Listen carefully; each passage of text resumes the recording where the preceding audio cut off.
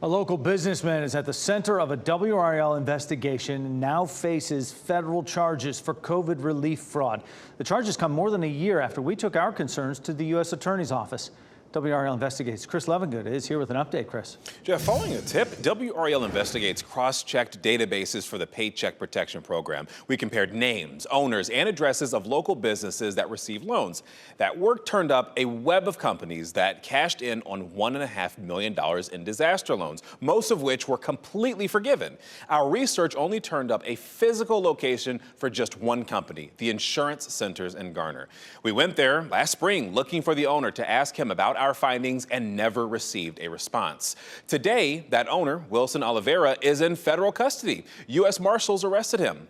A viewer sent this photo only to WRAL. It shows Oliveira being led away in handcuffs. The newly unsealed indictment reflects our findings and confirms what we suspected. Oliveira was using shell companies to get loans. Investigators found Oliveira filed false tax returns in his loan applications.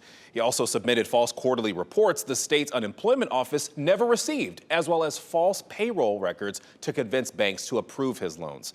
Oliveira faces 9 counts of wire fraud. He'll be in jail until a more thorough detention hearing next week, where a judge will decide if Oliveira can go free until his trial. And WRAL is interviewing U.S. Attorney Michael Easley about this story. Look for that in our later newscasts on WRAL Today. Certainly will, Chris. Thanks. The Internal Revenue Service has collected more than $1 billion in past due taxes from millionaires since last fall. That's all thanks to the Democrat-backed Inflation Reduction Act. Last fall, the IRS launched an initiative to collect from wealthy individuals who have not paid the taxes they owe.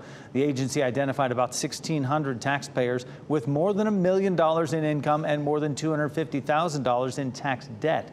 To date, more than $1 billion has been recovered from those individuals.